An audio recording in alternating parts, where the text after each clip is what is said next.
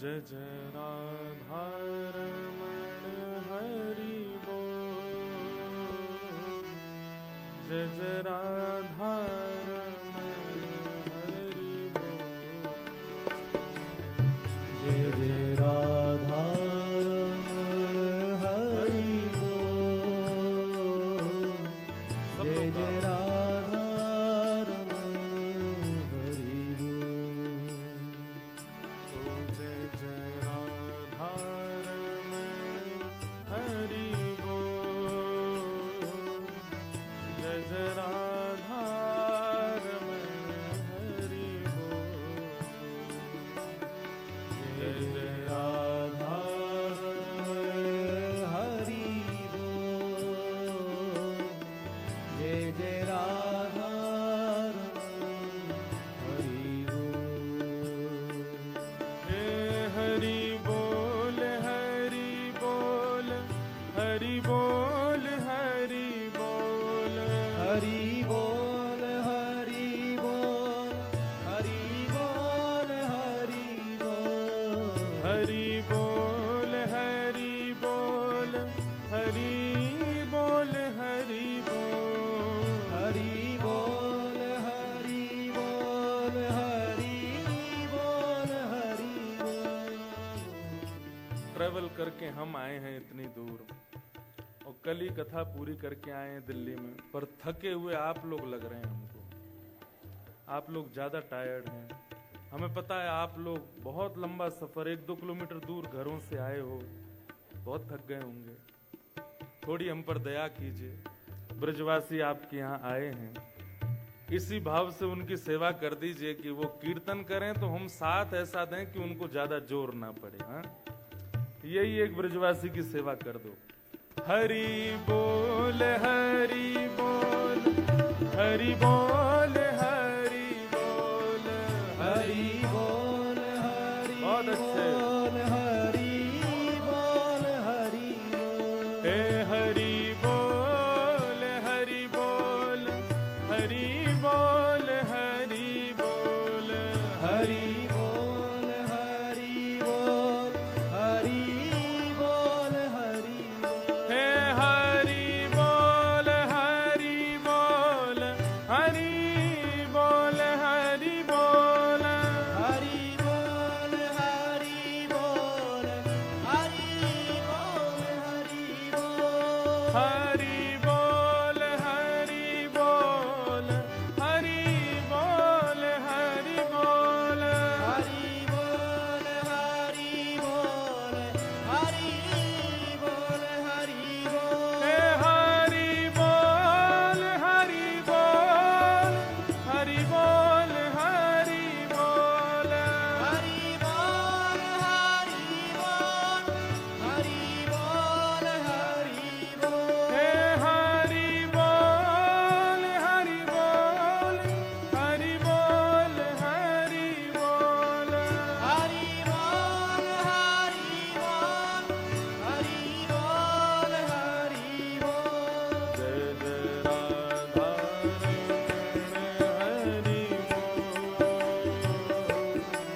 जय जय राधा रमण हरि बोल। जय जय राधा रमण हरि बोल। जय जय राधा हरि बोल। जय जय राधा हरि बोल। जय जय राधा रमण हरि बोल। जय जय राधा रमण हरि बोल। जय जय राधा हरि बोल। जय जय राधा हरि बोल। ओ जग नाचे जिसकी किलकन पे, जग नाचे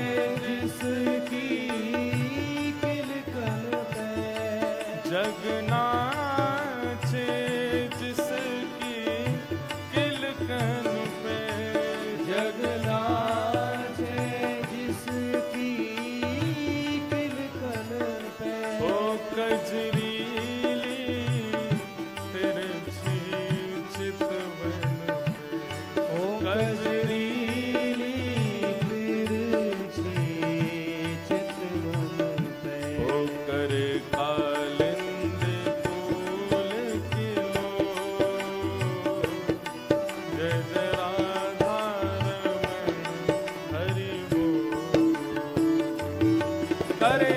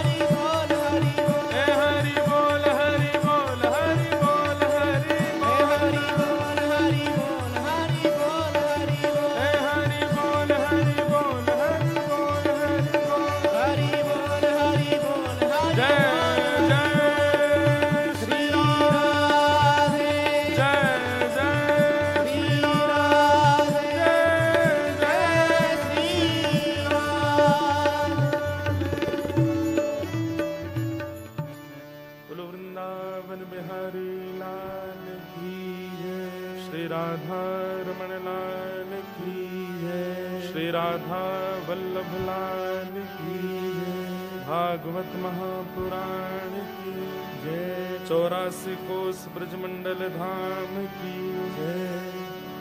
गिरिराज धरण की जय। गोवर्धन नाथ की जय। श्याम सुंदर श्री यमुने महारानी की जय। बरसाने वारी की जय। श्री राधा रानी की जय। सब संतन की जय। सब भक्तन की जय। सब विप्रन की जय। जय जय श्री राधे। नमः पार्वती पतये हर हर महादेव। द्वारिकाधीश की जय। परम मंगल में परात प्रकलेश्वर अकारण करुणा वरुणालय भक्तवांछा कल्पतरु तड़ित्वत विनिंदित पीतांबरधारी श्री बालकृष्ण लाल की अति मंगलमय कृपा से हम आप सब लोग भारत से कोसों दूर इस अफ्रीका द्वीप में और यहाँ भी केनिया में नायरोबी में हम आप सब लोग ठाकुर जी की कृपा से मिल रहे हैं। ये हमारा परम सौभाग्य है। हमारे साथ प्रवचन की सेवा में पधारे समस्त गंधर्वजन और विराज कर आशीष दे रहे समस्त विप्रजन, सबको बहुत बहुत प्रणाम। और आए हुए आप सभी वैष्णवों को, सभी भाई बंधुओं को, सभी समस्त माताओं को, हमारे छोटे बालक मित्र सखा जो भी यहाँ सब बैठे हैं, सबको जय श्री कृष्ण। जय श्री कृष्ण। जय सिया राम। जय सिया राम। जय श्रीमन नारायण। जय श्रीमन्नारायण। जय जय श्री राधे। जय जय श्री। बड़ी कृपा ठाकुर जी की, पहली बार हमको अफ्रीका आने का अवसर प्राप्त हुआ है और ये अवसर, हम कथा में हमेशा कहते हैं कि सत्संग हमारी इच्छा से नहीं हो सकता। जैसे पार्लियामेंट में वही जाएगा जिसको बहुमत मिला हो। आप लोग हिंदी समझ रहे हैं ना? नहीं, मुझसे पहले जो वक्ता थे वो बहुत इंग्लिश बोले तो मैं डर गया बहुत। मैंने कहा अब मैं प्रवचन कैसे करूं? मैं इंग्लिश बोल तो लूंगा लेकिन भाई फ्लो नहीं निकलता हमसे। हाँ, तो मैं थोड़ा सा घबरा गया। मैंने कि भाई यहाँ तो कोरे सब अंग्रेजी समझ में आ रहे हैं का? तो इसलिए हिंदी समझ रहे हैं ना आप सब? भैया देखो, आपका जैसे भारत में रहने वालों की भक्ति क्या है कि वो तीर्थ जाएं। भारत में रहने वालों का पुण्य क्या है कि वो कुंभ में जाएं, वो तीर्थों में जाएं, वो बद्रीनाथ जाएं, वो द्वारिका जाएं, वो वृंदावन जाएं। आप जो इतनी दूर रहते हैं ना, आपका एक ही पुण्य है कि आप भारत को याद रखो और भारत की परंपराओं को अपने हृदय में सजो के रखो। तो बद्रीनाथ जाने वाले को जो पुण्य मिलेगा वो यहां बैठे बैठे आप भारत की परंपरा, भारत की भाषा, भारत के नियम कल्चर को अगर आप जीवित रखते हो इतनी दूर, तो वहां कुंभ में स्नान करने वाले को जो फल मिला वही फल अफ्रीका में बैठे बैठे आपको मिल जाएगा। तो आपकी सबसे पहली जिम्मेवारी यही है, तन भले ही भारत से आ गया हो पर मन ना आवे, मन भारत का ही रहे। हमारी कथा में जब लाइट जाती है तो हम कहते हैं ठाकुर जी आ गए, ठाकुर जी आ गए। क्योंकि हम लोग बचपन में मूवीज में देखते थे कि जैसे ही भूत आता है तो लाइटें टिमटिम करने लगती है। तो ऐसा बोलते हैं कि उसकी जो नेगेटिव पावर होती है उसको ये संभाल नहीं पाते। तो मेरे मन में आया एक दिन, तो ठाकुर जी तो पॉजिटिव पावर वाले हैं, वो आते होंगे तो इतनी देर के लिए जाए तो समझो ग्वालान के सहित आए हैं। ठाकुर जी अकेले आएंगे तो स्विच ऑफ करेंगे। तो मधुमंगल श्रीधामा ये बड़े उद्यमी है, ये तो पूरा कट ऑफ ही कर देते। तो पहली बार हमारा अफ्रीका आना हुआ और ये भी लाल जी की कृपा से ही आना हुआ। हम निवेदन कर रहे थे कि आप लोगों के लिए सबसे बड़ा पुण्य क्या है? अपनी संस्कृतियों को याद रखना, अपनी धरोहरों को भूलना ना, वो आपके लिए सबसे बड़ा पुण्य है यदि आप उसका पालन करते हैं। हमारी आवाज सबको आ रही है ना? 3 दिन का ये सत्र है। ऐसा हमसे पहले के वक्ता बोल रहे थे कि हम 2 साल के लिए खाली नहीं हैं।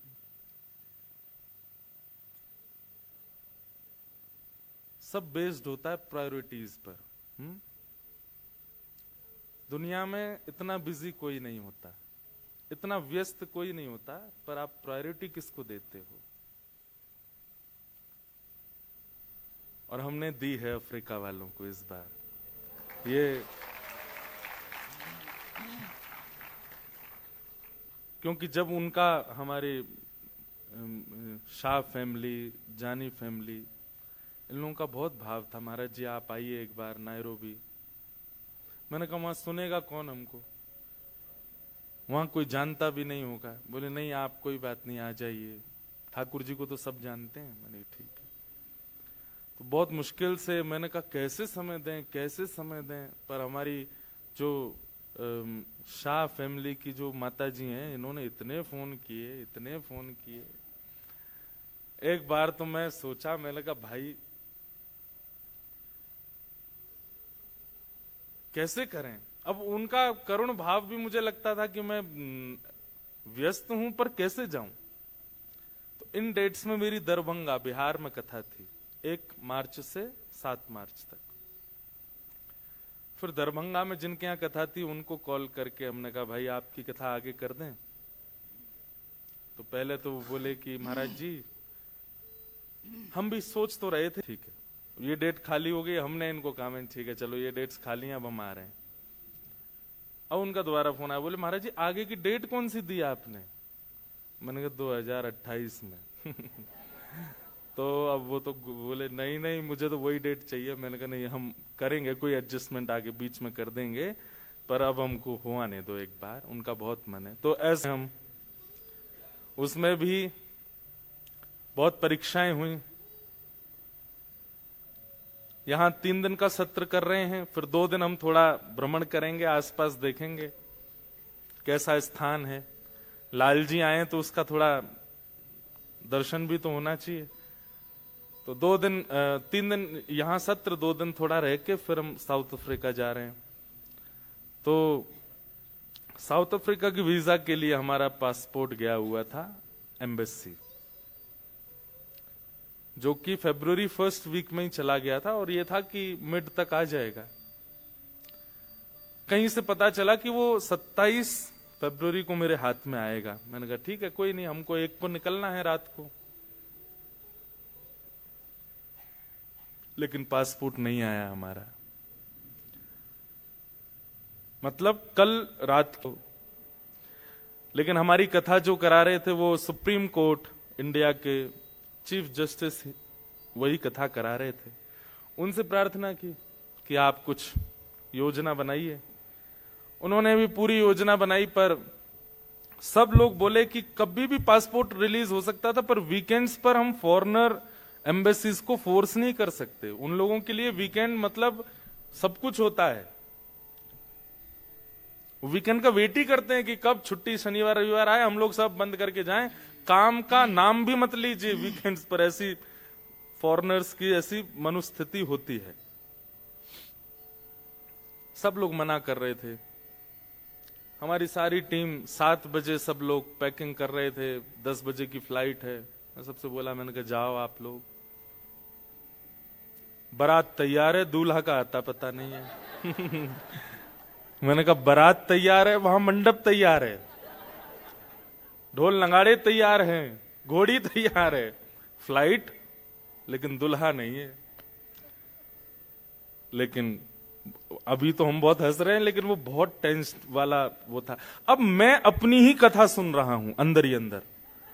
मैं सोच रहा हूं कि मैं कथा में क्या कहता हूं, कैसी भी परिस्थिति आ जाए विचलित मत हो। अब मैं सोच रहा हूं कि विचलित मुझे होना नहीं है, और तभी मैं देखता हूं कि नैरोबी से कॉल आ रहा है, तो मैं विचलित हो जाता हूं कि मैं क्या करूं। यहां इतना सब अरेंजमेंट हो गया, फिर भी मैं बहुत अपने मन को समझा रहा था, विचलित नहीं होना है, बिल्कुल परेशान नहीं होना। ठाकुर जी ने कुछ अच्छा सोच के रखा होगा। हो सकता है कि मैं अभी पहुंचूं और वहां शायद कुछ घटना हो जाए, इसलिए ठाकुर जी रोक रहे होंगे कि भाई अभी मत जाओ। ऐसा ऐसा मन में विचार करने लगा। ठाकुर जी सब भला ही सोचते हैं, लेकिन अंत में बस केवल हृदय से एक भाव हमारे ठाकुर जी के प्रति। यहां देखो श्रीनाथ जी और वल्लभाचार्य जी का बहुत सुंदर मिलन चित्र है। ये हमारे ठाकुर जी श्रीनाथ जी हैं छोटे से। हमने उनसे प्रार्थना की, मैंने कहा ठाकुर जी हम जहां भी जाते हैं आपकी इच्छा से जाते हैं। आपने इच्छा प्रकट की थी कि आपको जाना है नैरोबी, तो फिर पहले ही कुछ योजना ऐसी बनाते कि इतनी व्यवस्था वहां न हो पाती और कैंसिल हो जाता। अब एंड मूवमेंट पर ये क्या चल रहा है माहौल, आप लोग विश्वास नहीं करेंगे। फॉरेन मिनिस्टर तक से हमने बात कर ली और पासपोर्ट रिलीज होने का कोई चांस नहीं। उन्होंने भी ये कहा कि 12 बजे से पहले हमको पता होता तो भी हम कुछ करते। अब तो शाम हो गई है, 7 बजे मैं बात कर रहा हूं। बोले अब कुछ नहीं हो सकता। हमने फोन्स तो बहुत सारी जगह कर दिए थे कि कोई करवा दे। ये सब लोग अपना सामान रख चुके थे गाड़ी में, मैं बस बैठा था, अब देखें कोई बात नहीं जो होगा। And suddenly south African embassy के, अब या तो वो एम्बेसडर थे या कौन थे मुझे पता ही नहीं है, उनका कॉल आया था। And he was speaking, am I talking to Indresh Sharma? I said yes. Within 25 minutes, please come to South African Embassy and take your passport. और ये 7 बजे की बात है, 10 बजे की हमारी फ्लाइट है। इम्पॉसिबल, हो ही नहीं सकता। कभी शनिवार के दिन, वो भी 5 बजे तो नॉर्मल टाइम होता है कि सब लोग अपने ऑफिस से चले जाते हैं घरों को। एम्बेसी स्पेशली खोल करके पासपोर्ट निकाला। और एक और बात, वीजा अभी तक ग्रांटेड हुआ नहीं था साउथ अफ्रीका का। वो भीतर गए और जाकर के उन्होंने वीजा स्टिकर लगा करके तुरंत हैंड ओवर किया। और मुझे उस समय कुछ याद नहीं आया, केवल लाल जी। अब मेरे पास में जिन जिन लोगों को मैंने बोला था कि कैसे भी रिलीज करवाओ, उन सबके फोन आ रहे हैं। वो लोग क्या करें, मैं एयरपोर्ट जा रहा हूं, महाराज जी इस बार के लिए क्षमा प्रार्थी है, हम कुछ नहीं करवा पा रहे हैं। मैं कहा, कोई बात नहीं, मंडे को देख लेना। और आप विश्वास नहीं मानोगे, जितने फोन कॉल्स आए सबने मना कर दिया, बोले कि इस बार हम कुछ नहीं कर पाए, मंडे को हम पक्का रिलीज करवा देंगे। मैंने कोई बात नहीं, बिल्कुल। मैंने किसी को नहीं बोला कि पासपोर्ट मिल गया है। और मैं आज तक यही सोच रहा हूं कि ये मिला कैसे, ये हुआ कैसे। अब वो एम्बेसडर को या जो भी, उसको हमने फोन करके पूछना भी नहीं चाहा कि किसने तुमको बोला, क्यों विश्वास मैं चाहता हूं कि मेरे मन में रहे कि नहीं, लाल जी नहीं करवाया, या हमारे लाल जी की कृपा है। तो ये पूरी बात हमने इसलिए बताई है कि बहुत मेहनत लगी है हमको यहां आने में। आप लोग उसका रिवर्ट जरूर दीजिएगा। और रिवर्ट केवल आपको इतना देना है कि जो भी भाव आप सुनेंगे यहां पर, मैं अभी तक सोचा ही नहीं मैं क्या बोलूंगा, जो भी भाव प्रकट होगा बहुत भाव से सुनिएगा, उसको इम्प्लीमेंट करने का प्रयास कीजिएगा अपने जीवन में। और आज रविवार तो आप सब लोग बहुत आए, पर ऐसा ना हो कि कल और परसों हम बेचारे 2 परिवारों को ही कथा सुनाते रहें। तो ये 2 दिन 3 दिन हमको दीजिए, अच्छे से खूब भाव से पधारिए। और मुझे बहुत अच्छा लगा आकर के, यहाँ के सब लोगों को देख करके बहुत मन में, मुझे तो थोड़ी थोड़ी खुशबू इंडिया जैसी लगी, यहाँ की मिट्टी की जो खुशबू है। तो आप सब लोग बड़भागी हैं कि आप लोगों को सत्संग बहुत सहजता से यहाँ मिल जा रहा है। इंडिया में इतने वक्ता हैं, इतने प्रवक्ता हैं, इतने प्रवचन करने वाले संत ऋषि सब लोग हैं, फिर भी लोग वंचित रह जाते हैं। पर स्पेशली कोई वहां से यहाँ और इतने लोग जुट जाएं और उनकी व्यवस्था हो, इसको आप सौभाग्य मानिएगा। हम कह रहे थे कि पार्लियामेंट में वो जाता है जिसको इलेक्ट किया जाता है और उसको पूरे अधिकार होते हैं पार्लियामेंट में बैठने के। ठीक वैसे ही ये भी एक भक्ति की पार्लियामेंट है। यहां पर भी आप सब लोग सिलेक्ट किए गए हैं आने के लिए। ठाकुर जी, किशोरी जी, उनकी बड़ी कृपा है आप लोगों के ऊपर कि आप सब लोग यहाँ आए हैं। आपका बहुत बहुत स्वागत, बहुत बहुत अभिनंदन। 1-2 बात हम बता दें। देखो, भक्ति हो, ज्ञान हो, प्रेम हो, भक्ति के जितने भी रूप हों, वो सब टिकते किसके हृदय में हैं? वैष्णव सब हैं, सनातनी सब हैं, पर रेगुलर नहीं बन पाते। वो स्थिरता नहीं आ पाती हमारे मन में। आपने एक नियम धारण कर लिया कि मुझे रोज इतनी माला करनी है, आप 1 हफ्ते बाद उस नियम को तोड़ दोगे, नहीं हो पाएगा, कंटिन्यूटी नहीं बन पाती है। वो स्थिरता क्यों नहीं आ पाती है? क्योंकि हमारे चित्त में एक पात्र नहीं है, वो उस पात्र का नाम है जिज्ञासा। इसलिए इस कथा में एक बात का ध्यान रखिएगा कि आप जिज्ञासा जरूर कीजिएगा मन में। अगर कोई प्रश्न आए आपके मन में कि मुझे इसका उत्तर जानना है, तो आप हमको लिख करके यहां दीजिएगा। बट मेरे यहां बैठने से पहले, उससे पहले ही आप यहां पर अपना प्रश्न दे दीजिए। और प्रश्न लेकिन कैसे होने चाहिए, इसका बहुत ध्यान रखिएगा। आपको भी कुछ अच्छा मिले, बताने वाले को भी कुछ अच्छा मिले, और जितने लोग सुन रहे हैं इनको भी कुछ मिले। उस प्रश्न में कुछ आपका निजी स्वार्थ ना छुपा हो। मेरे परसेंटेज अच्छे कैसे आएंगे, या मेरा जॉब अच्छा कैसे होगा, मेरी कमाई ज्यादा कैसे होगी, मेरा घर परिवार कैसे ठीक होगा, मेरा मन शांत कैसे होगा, आदि आदि, ये सब नहीं। वो प्रश्न कुछ ऐसा होना चाहिए जिससे कुछ पा करके जाए यहां के लोग। तो ऐसी जिज्ञासा जरूर कीजिएगा।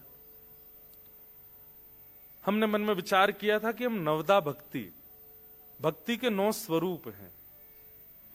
नवदा भक्ति के ऊपर 3 दिन चर्चा करेंगे। अभी अभी मन में भाव आया, और 3 भक्ति रोज, एक भक्ति मतलब 3 भक्ति आज, 3 कल और 3 परसों, नवदा भक्ति हो जाएगी। अब बाकी तो समय बताएगा कितनी निकल पाती हैं हृदय से। एक बात ध्यान रखिएगा, थोड़ा ऊपर कर लीजिए बस। भक्ति सबकी नहीं होती।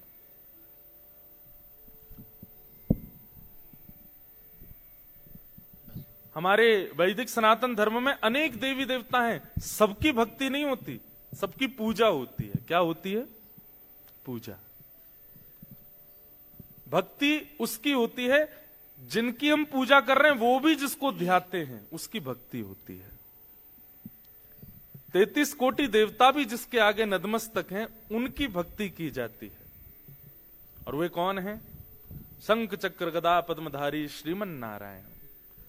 वही श्रीमन नारायण राम रूप धारण करके आते हैं, वही श्रीमन नारायण कृष्ण रूप धारण करके आते हैं। भगवान के 2 प्रकार के अवतार होते हैं, एक होता अंशावतार और एक होता पूर्णावतार। अंशावतार का मतलब होता है कि भगवान का एक अंश आया और लीला करके वापस ठाकुर जी में विलीन हो गया। लेकिन पूर्णावतार मतलब भगवान ने अंश नहीं भेजा, स्वयं आए हैं और स्वयं लीला करके गए। तो श्री कृष्ण कौन है? अंशावतार नहीं है, पूर्णावतार। वही शंख चक्र गदा पद्मधारी साक्षात नारायण भगवान 2 भुजा धारण कर लेते हैं, अपनी प्रभुता को गौड़ कर लेते हैं, अपने हृदय के स्वभाव को प्रदान कर लेते हैं और ब्रजमंडल में नंद नंदन बन करके आ जाते हैं। भक्ति उनकी होती है। श्री कृष्ण की पूजा नहीं होती, हमारी किशोरी जी की पूजा नहीं होती, हमारे वृंदावन चंद की पूजा नहीं होती, भक्ति होती है। और भक्ति और पूजा में अंतर क्या है? पूजा एक स्वार्थ से की जाती है, आपकी कोई कामना है, आप कुछ चाहते हो इसलिए आप उनको भज रहे हो।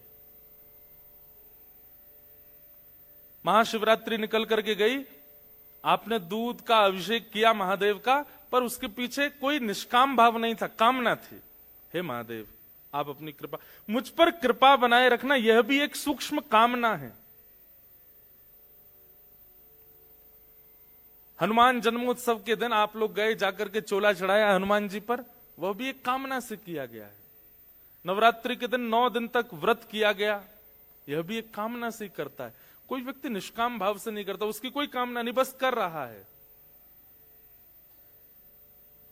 कामना से की गई जो आराधना, उसको हम पूजा कहते हैं। और जहां कोई कामना नहीं है, कोई कामना नहीं है, दूर दूर तक कोई कामना नहीं है, आप मुझ पर कृपा करो ऐसी कामना भी नहीं है, उसको कहते हैं भक्ति। दैट डिवाइन लव, प्रेम, भक्ति। तो हम लोग यहां पर नौ भक्ति के बारे में सुनेंगे, पूजा नहीं। पूजा तो ये होती है कि सुबह उठ गए, ठाकुर जी को सामने अगरबत्ती घुमाई, दिया बत्ती कर दी, चना चनौरी किसमिस रख दी सामने, ठाकुर जी पूरे दिन इसी से काम चलाओ। रात में आए, दोबारा दिया बत्ती करके किवाड़ बंद करके सो गए, बस दैट्स इट। भक्ति में तो जैसा कोई अपना, जैसे कोई अपनत्व के साथ सेवा होती है, अपनत्व की सेवा होती है, अपने की चिंता होती है, वो भक्ति का स्वरूप होता है। वहां चिंता भी होती है, वहां प्रेम भी होता है, वहां गुस्सा भी होता है, वहां लड़ाई भी होती है। कल हमारे एक पंडित जी, जब हम वीजा का, वो पासपोर्ट का नहीं मिल रहा था, तो मुझे किसी ने बताया, बोले आप तो ऊपर बैठे थे, वो हमारे ठाकुर जी से लड़ रहे थे, लाल जी से लड़ रहे थे। बोले कि आप ऐसा क्यों करते हो, इतनी व्यवस्थाएं करवाने के बाद में, और वो पासपोर्ट नहीं दिलवा रहे हो, और देखियो अब तुम्हें बताएंगे हम, जाओगे कहां ब्रजवासी इंत बच के, रहोगे तो हमारे पास ही। वो ऐसे ऐसे कह रहे थे, रुक जाओ, रात में भोजन नहीं कराएंगे तुमको आज। आप पूजा वाले स्थान पर क्रोध नहीं कर सकते, आपको पाप लग जाएगा, लेकिन भक्ति में आप क्रोध कर सकते हो। दिखावे का नहीं, वो अंतरंग भाव से होता। अगर कोई आ गया तो आप तुरंत नॉर्मल हो जाओगे। जैसे कुछ चला, एकांत में आप लड़ रहे हो उनसे। और मैं कथा में एक बात कहता हूं कि जहां प्रेम का बहुत इन्वेस्टमेंट किया जाता है ना, वहां आप क्रोध की लागत लगा सकते हो। पर जहां प्रेम दिया ही नहीं है, वहां अगर क्रोध किया गया तो हाथ पांव तोड़ दिए जाएंगे आपके। जिसको आपने प्रेम ही नहीं किया, जिसे स्नेह नहीं किया, उस पर जाकर गुस्सा करो।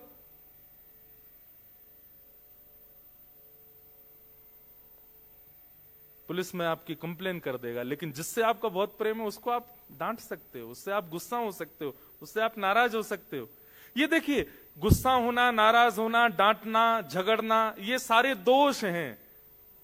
पर यदि प्रेम के अंतरंग हो तो यह एक गुण है। जहां प्रेम में झगड़ा ना हुआ हो, जहां प्रेम में लड़ाई ना हुई हो, जहां प्रेम में थोड़ी भी नोक झोंक ना हुई हो, वो प्रेम कैसा? एक माता जी थी, अपने ठाकुर जी की सेवा करती थी। अब एक चीज बहुत ध्यान से सुनिएगा। ऐसा कभी मत मानिएगा कि आप भक्ति मार्ग में आ जाएंगे तो आपकी लाइफ से सारी दुविधाएं चली जाएंगी। ऐसा कभी नहीं हो सकता। अगर ऐसा होना होता तो कल हम रो नहीं रहे होते पासपोर्ट के लिए। मैं भाई यहां बैठकर के प्रवचन केवल आपको कोई नया ज्ञान नहीं दे रहा, आप बीती भी बता रहा हूं। अपने ऊपर जो घटना घटी वो भी बीच बीच में कोट कर रहा हूं। तो ये मत सोचिएगा कि अगर मैं कथा वक्ता हूं, अगर मैं नाम जप रोज करता हूं, मैं अपने ठाकुर जी, तो मेरी लाइफ में बहुत स्मूथ है, मेरी लाइफ बहुत सिंपल है, बहुत स्ट्रेट है, कोई दिक्कत नहीं। ऐसा नहीं है, सब है। अब कल ही की एक घटना और सुनो। हमको ये नहीं पता था कि यहां आने के लिए वैक्सीनेशन चाहिए होती है। वो तो भगवान की कृपा की हमारे एक भैया एक दिन पहले आ गए। उनको एयरपोर्ट पर पूछा गया वैक्सीनेशन हो गई? बोले हाँ कोविड की। वो कोविड की नहीं, येलो फीवर की। बोले ये क्या होता है? अब ये भी लोग भी इतने व्यस्त थे कि उन्होंने बताया ही नहीं हमको कि यहाँ ना, हमको पता था कि भाई ऐसा कुछ होता है। अब उसका फोन आया, महाराज जी वैक्सीनेशन करवा के आना। मैंने कहा भाई ये क्या भला है? मैंने कहा कथा सुनाने के लिए सुई तो मैंने कभी नहीं लगवाई, ये पहली बार ऐसी विदेश यात्रा जिसके लिए वैक्सीन लगवानी पड़ेगी। तो बोले वहां जाने के लिए जरूरी नहीं है, वापस आपको इंडिया आना है तो आपको वैक्सीन होनी चाहिए, क्योंकि वहां अगर बाई चांस आपको मॉस्किटो बाइट हुआ तो फीवर, वायरल जो भी। अब शनिवार को सारे सरकारी अस्पताल बंद, उनमें कहीं भी मतलब ठीक है वैक्सीन करने के बाद वो बाद में सर्टिफिकेट देते हैं, हमको तो ऑन पेपर एंड टाइम पे चाहिए। और लास्ट दिन की मैं दिल्ली में कथा घोषणा कर चुका था सुबह 11 बजे से। अब दफ्तर खुल रहे हैं 10 बजे, 9 बजे से पब्लिक बैठी है कथा सुनने के लिए। और मैं इतना परेशान, मैंने कहा पासपोर्ट है नहीं, वैक्सीन लगवानी पड़ेगी। गए वहां जाकर के उन्होंने पहले तो चेक किया कि इनको कोई वो तो नहीं है, क्या बोलते हैं उसको, एलर्जी तो नहीं है। फिर बोले अब आधा घंटा हम चेक करेंगे, अगर आपको एलर्जी हुई तो। मैंने कहा सुनो ये मत लगाओ ना, आप सीधा वैक्सीन कर दो। बोले देखिए अगर कुछ हो गया तो सीधे परम पद गई हूं। मैंने कहा इतनी खतरनाक वैक्सीन है क्या कि बिना एलर्जी चेक किए लगा दी तो सीधा हो जाएगा? अब साथ के सब भाई लोग मेरी ओर देखें, बोले महाराज बढ़िया अफ्रीका लेके जा रहे हो। मैंने कहा लगवाओ भाई। सब लोगों ने वैक्सीन लगवाई। अब वो वैक्सीनेशन हो गई, उसके बाद सीधे मुझे स्टेज पे जाना। तो वो बोलते हैं कि कुछ हैवी खा लीजिए और बुखार आएगा, घबराना नहीं। मैंने कहा यार ये तो बड़ी दिक्कत है। फिर मंच पे पहुंचे और वहां मैं डोलो, हमारे यहाँ डोलो खाते, पैरासीटामोल मैंने तैयार रखवा रखी। मैंने कहा मुझे बुखार लगेगा तो बीच कथा में रूमाल से ले लूंगा। कथा सुनाई, कथा तक कुछ नहीं, कथा के बाद में थोड़ा शरीर टूटने लगा। परेशानी, दिमागी स्ट्रेस अलग, मन का स्ट्रेस अलग, तन का स्ट्रेस अलग, इतना सब कुछ हो रहा था। और फिर लास्ट वाले दिन क्या होता है कि सब मिलने और आते हैं, जो कथा आयोजक होते हैं। अब वो चीफ जस्टिस, उनके सारे अधिकारी गण, उनसे मना भी नहीं कर सकते, सब मिलने आ रहे हैं। और मैं सबसे ऐसे ही मिल रहा हूं, यहाँ फोन पे फोन बज रहे हैं। अब ये सब चीज हुई, चलो ठीक है पासपोर्ट मिल गया, थोड़ा दिमागी तनाव मैंने पीछे अपने रास्ते ही आए, मैंने पीछे अपने भाई लोगों को मैंने कहा भाई सुनो कोई सीट खाली हो तो मुझे बताओ। मैंने कहा चलो इनका तो जो भी काम चल रहा है, इधर थोड़ा सा हुआ तो यहाँ एक बूढ़ी माता जी बैठी थी। अब I just want to say just please make some distance. मैंने कहा क्यों? I have some personal issues, I just want you should not touch me. मैंने कहा अरे भगवान, मैं पूरे रास्ते ऐसे आया हूं मुंबई से नायरोबी तक। भैया इस कथा के लिए बहुत इन्वेस्टमेंट किया गया है। तो आप ये नहीं कह सकते कि साधक की लाइफ बहुत इजी होती है। आप वैष्णव हो तो आपकी लाइफ में कोई दिक्कत नहीं होगी, ऐसा नहीं हो सकता। पर यदि आप वैष्णव हो, यदि आप भक्त हो, यदि आप हरि चिंतन करते हो, यदि आप भक्ति मार्ग में चलते हो, ठाकुर जी से प्रेम करते हो, सिचुएशंस तो आएंगी लाइफ में, पर आप उसको सिर पर धारण नहीं करोगे। उस सिचुएशन से परेशान नहीं होगे, टूटोगे नहीं। वो परेशानी तो देगी, पर बाद में वो ऐसी हंसी में परिवर्तित हो जाएगा जैसे हम हंस रहे हैं।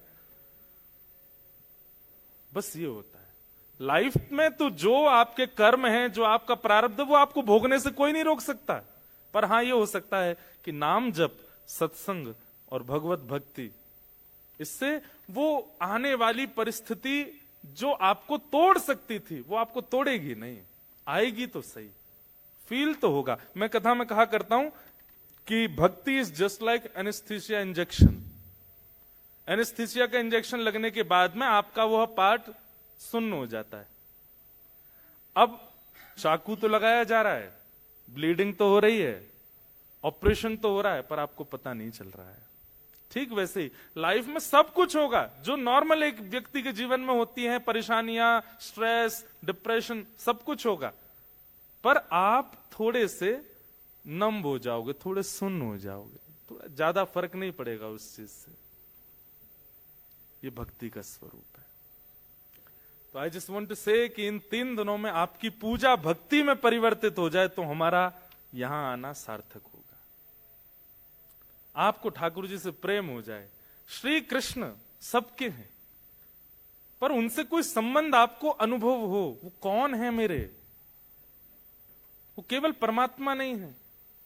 वे परमात्मा हैं, पर श्री कृष्ण रूप धारण करके, श्री कृष्ण के रूप में, श्री कृष्ण के फॉर्म में आकर के उन्होंने हम सबको अधिकार दे दिया है कि तुम मुझे भाई मानो, बंधु मानो। हाँ, मैं परमात्मा रूप में था तो तब तुमको मुझे परमात्मा ही मानना है, लेकिन मैं कृष्ण बनकर के इसीलिए आया हूं, मैं अपनी पदवी से उतर करके इसीलिए आया हूं ताकि तुम मुझसे संबंध बना सको। और एक बात और सुनिएगा, सतयुग, त्रेता, द्वापर, कलयुग, ये 4 युग हैं। इन चारों युगों में भक्ति और भगवत प्राप्ति का सबश्रेष्ठ यदि युग कोई है तो वो है कलयुग। और एक और बात कहूं मैं अफ्रीका आया हूं, विदेश में हूं, इसलिए कह रहा हूं, ऐसा नहीं, मैं वास्तविकता कह रहा हूं। इंडिया में रह करके, भारत में रह करके, वृंदावन में रह करके, वृंदावन में आसपास रह करके, या किसी भी तीर्थ क्षेत्र में रह करके भजन करने वाले साधक की भक्ति ठाकुर जी स्वीकार करेंगे, परंतु अपने देश से दूर, व्यवस्थाओं से दूर, भक्ति से दूर, एनवायरमेंट से दूर, ऐसी विपरीत अवस्था में भजन करने वाले की भक्ति ठाकुर जी शायद सहजता में करने वाले से ज्यादा स्वीकार करेंगे। हमारी बात समझ में आए तो ही ताली बजाइएगा। समझ में आई बात? एक तो देखो, वो बालक डॉक्टर बन गया जिसकी माताजी भी डॉक्टर थी, पिताजी भी डॉक्टर थे, दादाजी भी डॉक्टर थे, दादी भी डॉक्टर थी, परदादाजी भी डॉक्टर थे, ताऊ जी भी डॉक्टर हैं, चाचा भी डॉक्टर हैं। उस घर में अगर बालक डॉक्टर बन जाए कोई खुशी नहीं होती किसी को। नॉर्मल बात है, फ्लो चला आ रहा है, जीन्स में ही डॉक्टरी है। लेकिन जहां पिताजी भी डॉक्टर नहीं है, माताजी भी नहीं, पुरखों में कोई डॉक्टर नहीं रहा, और उस परिवार में कोई बालक यदि डॉक्टर बन जाए तो उसका उत्सव पूरा नगर बनाता है। ठीक वैसे ही इंडिया में रह करके भजन करना और वहां रह करके भक्ति साधना करना, ठाकुर जी को लगता है माँ भी तो करती हैं, पिताजी भी तो करते हैं, और चलो माता पिता नहीं भी करते, एनवायरमेंट में तो भक्ति है। हर तीसरे घर में एक वैष्णव तो है, हर पांचवें घर में हरिनाम संकीर्तन तो हो रहा है। और अभी तो जो हमारे वृंदावन के पूज्य श्री प्रेमानंद जी महाराज, द यूट्यूब सेंसेशन, किसी समय में सेंसेशन होते थे गायक लोग, रैपर्स लोग, उल्टा सीधा करने वाले, आजकल सेंसेशन महात्मा है। अब तो पूरी दुनिया सुनती है, पूरा भारत का हर दूसरा घर सुनता है उनको, पूरे विदेश में सुनते हैं। वहां रह करके भजन करने वाले के लिए एक इन्वायरमेंट तो है, एक फ्लो तो है, जिस फ्लो में जाकर के वो भजन कर सकता है। उसको कथा सुननी है तो अभी इंडिया में इस वक्त ऐसा कोई नगर ऐसा नहीं होगा जहां कथा ना चल रही हो। आप मुंबई में पूछ लोगे तो वहां भी किसी की कथा चल रही होगी, अहमदाबाद में भी चल रही होगी, दिल्ली में भी चल रही होगी, कोलकाता में भी चल रही होगी, चेन्नई में भी चल रही होगी, लेकिन केनिया में एक ही चल रही है अभी। इसका मतलब क्या है? यहां इजी नहीं है, फिर भी आप भजन कर रहे हो तो ठाकुर जी की दृष्टि आप पे ज्यादा है।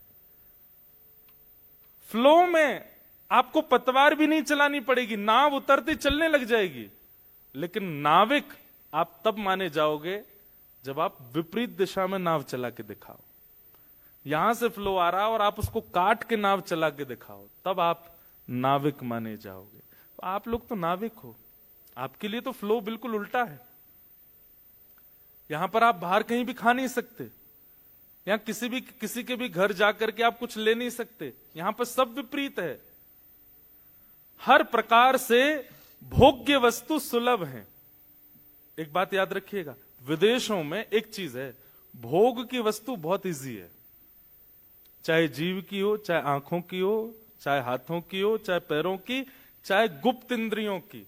यहां भोग करना बहुत आसान है, पर भोग की स्थान पर योग करना बहुत कठिन है। वो अगर आप कर रहे हो तो ठाकुर जी की निश्चित है आप पे दृष्टि है। तो इसलिए अब ये 3 दिन का सेशन पूजा को भक्ति में परिवर्तित करना और भक्ति को प्रेम लक्षण में परिवर्तित करना, इसलिए हम लोग बैठे। नवदा भक्ति, एंड अगर पॉसिबल हो सके तो ट्राई कीजिएगा कि आप लिख सको। और देखिए यहां सब बैठे हैं, हमारे सिख भाई भी बैठे हैं, हमारे सब वहां गुजरात के भी लोग बैठे हैं। गुजरात के तो ज्यादातर होंगे, केम छोता में है तो ज्यादातर गुजराती है। हमारे पंजाब के भी, गुजरात के भी, हो सकता है सब जगह के लोग बैठे हैं यहां पर। सब लोग सुनिए ध्यान से। हमारे रास्ते अलग हो सकते हैं पर गंतव्य एक ही है। नदियां पहाड़ों से भी जाती हैं, नीचे पृथ्वी से भी जाती हैं, पर मिलती सब समुद्र में ही है। इसलिए हमारे रास्ते अलग हो सकते हैं पर हमारा गंतव्य एक ही है, श्री। इसलिए अब आप सब लोग हो सके तो लिखने का भी प्रयास कीजिए, कोई बात छूट ना जाए। आइए नवदा भक्ति, उस प्रसंग में हम लोग प्रवेश करें। 9 प्रकार की भक्ति है। सबसे पहले तो इन्हीं को याद कीजिएगा, 9 भक्ति कौन कौन सी। श्रवणम कीर्तनम विष्णु, स्मरणम पाद सेवनम, अर्चनम वंदनम दास्यम, सख्य आत्मनिवेदनम। सबसे पहली भक्ति का नाम श्रवण, दूसरी कीर्तन, तीसरी स्मरण, चौथी पाद सेवन, चरण सेवा। स्मरणम, श्रवणम, कीर्तनम विष्णु, स्मरणम, पाद सेवनम। 5वीं अर्चनम, 6वीं वंदनम, 7वीं दास्यम,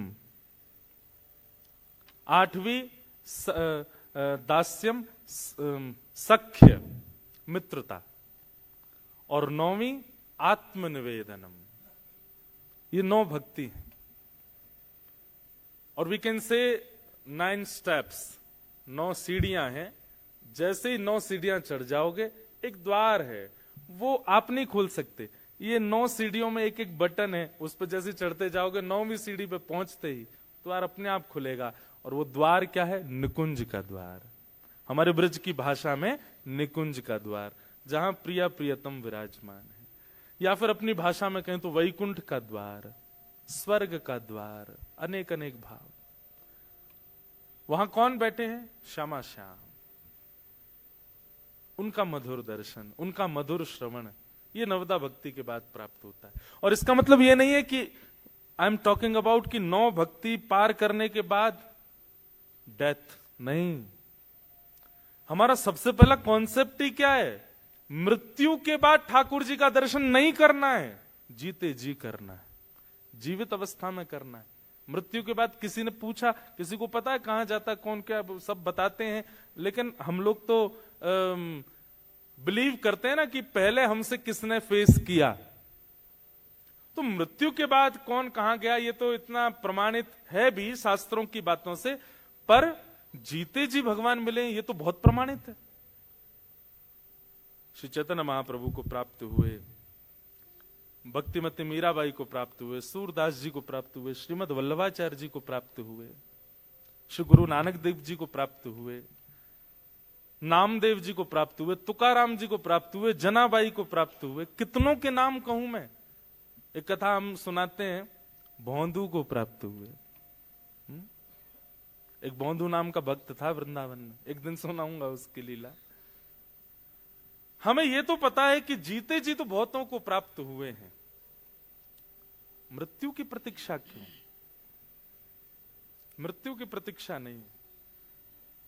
जैसे जीवित अवस्था में हमारा एक एम होता, हमारा एक उद्देश्य होता है, धन की प्राप्ति, वैभव की प्राप्ति, यश की प्राप्ति। इन 3 दिनों के सेशंस के बाद आप सबका एक एम और होना चाहिए, पता नहीं मेरे प्राण कब जाने वाले हैं, उससे पहले मुझे साक्षात उनको देखना है।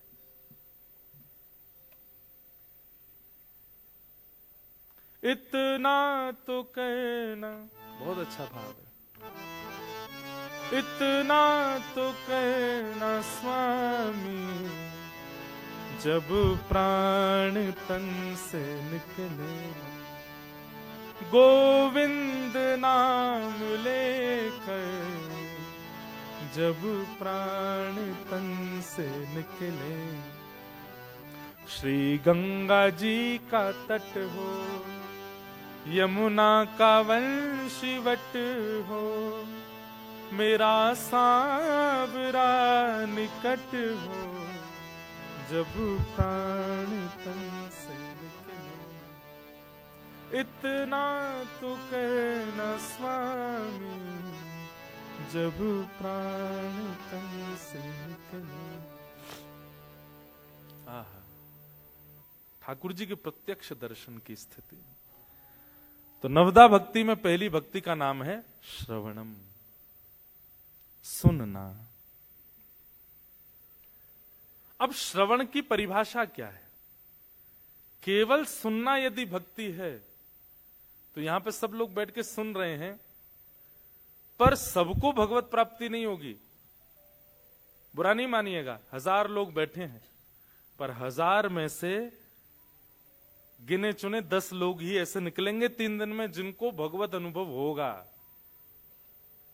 क्योंकि श्रवण सब कर रहे हैं, पर श्रवण किस उद्देश्य से कर रहे हैं, उससे वो काम सफल होता है। बहुत ध्यान से बात सुनिएगा। आप क्रिया कर रहे हो, वो क्रिया तो सब कर रहे हैं, पर क्रिया के पीछे उद्देश्य क्या है, वो ज्यादा विशेष होता है। उद्देश्य क्या है, कारण क्या है? मुझे धनवान बनना है, तो इसके पीछे उद्देश्य क्या है? पड़ोसी को दिखाना है, बहुत बड़ी बड़ी गाड़ियों में डोलता है, इसको बना के दिखाना है मुझे कि मैं देख, मुझे भी देख। उसका उद्देश्य क्या है? दिखाना। मुझे धनवान बनना है, क्यों? मेरे फोर फादर्स ने कभी धन नहीं देखा, मुझे करके दिखाना है, याद रखें कि हाँ मैंने कुछ किया। उद्देश्य। एक कह रहा है मुझे धनवान बनना है, क्यों? ताकि मैं असहायों की सहायता कर सकूं, ताकि मैं कोई बेसहारा हो उसका ध्यान रख सकूं, जो वैष्णव हैं, जो भक्त हैं, जो भगवत भजन में लीन रहते हैं, गृह त्याग करके जो संत महापुरुष हैं उनकी सेवा कर सकूं, इसलिए धनवान बनना है। एक मेरे संपर्क में एक बालक है, वो डॉक्टर ही इसीलिए बन रहा है ताकि वो ब्रज में क्लिनिक खोल करके उसका वो बोला महाराज जी एक काम करूंगा। मैंने क्या? मैं आधार कार्ड चेक किया करूंगा, अगर वो ब्रजवासी है तो उससे 10% फीस लिया करूंगा बस, और अगर ब्रजवासी नहीं तो पूरी 100%। बोले ब्रजवासी की सेवा कर सकूं इसलिए डॉक्टर बनना। मैंने कहा ये भी बालक, मैंने उसको बोला, मैंने कहा ये भी करियो जब तक तेरी जरूरतें पूरी ना हो, जिस दिन जरूरत पूरी हो जाए ब्रजवासी का फ्री कर दियो। ये मधुमंगल है, श्रीदामा है, तन सुखा है, मन सुखा है, सुबल है, ये ठाकुर जी के सखा है, यही भाव मान करके सेवा करना। तो उसका उद्देश्य कितना शुद्ध है। डॉक्टर बनने के पीछे क्या है? मुझे ब्रज में क्लिनिक खोलना है, वो इसी उद्देश्य। वो कहता महाराज जी मैं नाम जप नहीं कर पाऊंगा, क्षमा करना, मैं सेवा नहीं कर पाऊंगा। मैंने कहा, बोले मैं अपनी परसेंटेज को ही नाम जप मानूंगा। जैसे लोग कहते हैं 100 राउंड्स, तो 100 आउट ऑफ जितने आएंगे मान लूंगा इतने राउंड्स हो गए मेरे। मैंने कहा भैया तेरी भक्ति सच में ये प्रबल भक्ति है। उद्देश्य से आपकी क्रिया शुद्ध होती है। आपका उद्देश्य क्या है, क्यों करना चाह रहे हो, किस कारण से कर रहे हो, वो कारण विशेष होता है। तो श्रवण तो सब कर रहे हैं, पर कारण क्या है? यहां बैठे लोगों का कारण क्या है? अपना कारण पूछिए अपने आप से कि आप क्यों सुन रहे हो कथा, 3 दिन के लिए क्यों आए हो। बुरा नहीं मानिएगा, एक व्यक्ति मुझसे पता क्या बोला, महाराज जी आप देखना, पता है पब्लिक कितने बजे आएगी। मैंने कितने बजे? बोले पब्लिक आएगी 7:45 बजे। मैंने क्यों? बोले 8 बजे के बाद फिर। लेकिन भाई जिन्होंने मुझसे ये बात कही थी, देख लो नजर घुमा के, सब बैठ गए थे आगे पहले ही। इसका मतलब क्या है? उद्देश्य भोजन नहीं है, उद्देश्य प्रसाद नहीं है, उद्देश्य शुद्ध है। एक भक्त हुई भारत में, दक्षिण भारत में, साउथ इंडिया में। तो एक बार बहुत सारे संतों की टोली जा रही थी, हरि नाम संकीर्तन करते हुए जा रहे थे। तभी एक नगर पड़ा और उस नगर में उन्होंने सोचा कोई ऐसा स्थान मिले जहां रात में हम लोग रुक करके अपना भोजन पानी बना लें, अपने ठाकुर जी की सेवा कर लें। तभी उनको एक बहुत सुंदर घर दिखाई दिया और उस घर के बाहर बगीचे में बहुत सुंदर सुंदर पुष्प आदि सब लगे थे। तो प्राचीन भारत में अगर संत महात्मा ऐसे चलते फिरते गांव में कहीं रुक जाएं किसी के घर के बाहर, तो कोई रोकता नहीं था, बल्कि घर वाले सेवा और करते थे कि संत आए हैं भैया। तो एक घर के बाहर सब संतों ने अपना धूना जमा लिया, वहीं बैठ करके टिक्कर बनाने लगे, अपने ठाकुर की सेवा करने लगे। तो घर जिसका था उस महिला ने ऊपर से झांक करके देखा,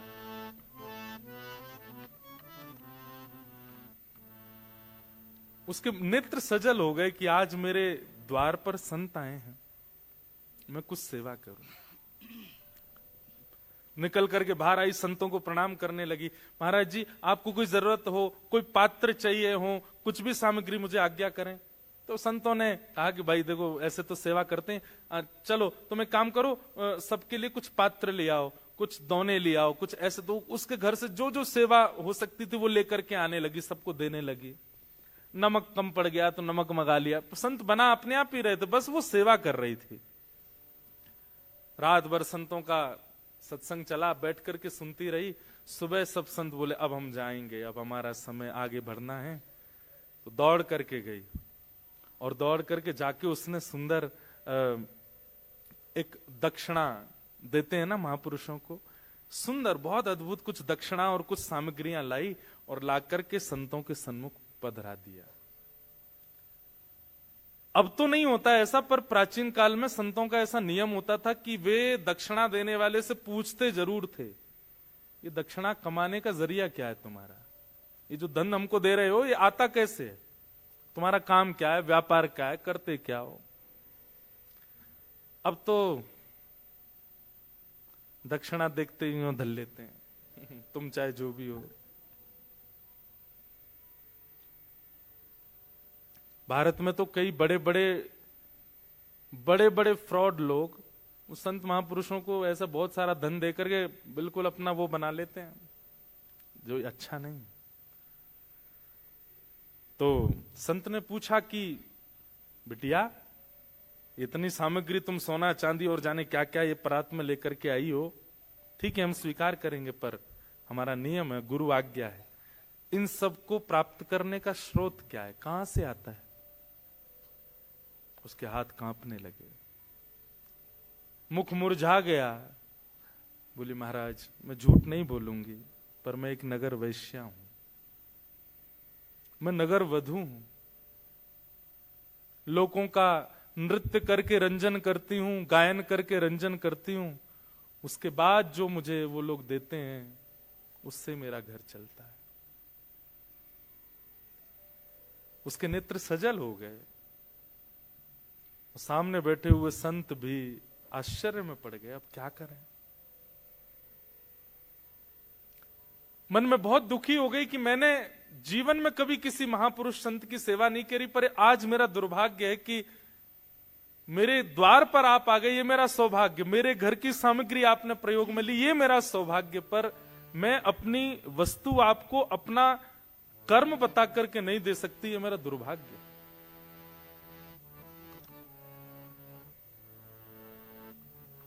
संतों ने मुंह फेर लिया, धीमे से सामग्री उठाने लगी, हाथ कांप रहे हैं, क्या करूं। आज पहली बार उसको ग्लानि हो रही है अपने ऊपर। लेकिन संत हृदय नवनीत समाना, संत का हृदय कैसा होता है?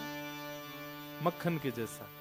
जैसे मक्खन अगर गर्म चीज के पास भी रख दिया जाए पिघल जाएगा, ऐसे संत होते हैं। वो देख नहीं पाए उसके पीड़ा को। बोले इधर आओ, क्या बात है? बोले बस मैं नहीं दे सकती आपको, इसका बहुत ग्लानि है मुझे। संतों ने कहा हमने एक उपचार ढूंढा है, यदि तुम देना ही चाहती हो तो हमारी एक बात तुमको माननी पड़ेगी। क्या? वो तो बड़ी खुश हो गई, आंसू पोंछ ली, बैठ के बोले आप जो कहेंगे मैं करूंगी, मुझे बताइए। बोले पहले रुपए से लेकर के अंतिम तक तुम्हारे पास जितनी संपत्ति है ये सब ठाकुर जी की सेवा में अर्पित कर दो, कुछ भी अपने पास मत रखो। ये तुम सामग्री लेकर के आई हो, दक्षिणा हमको दे रही हो, हम इसको तो स्वीकार नहीं करेंगे, पर यह भी अगर चाहती हो कि हम लोग स्वीकार करें तो श्री रंगनाथ भगवान का मंदिर है दक्षिण में, तिरुचिरापल्ली में।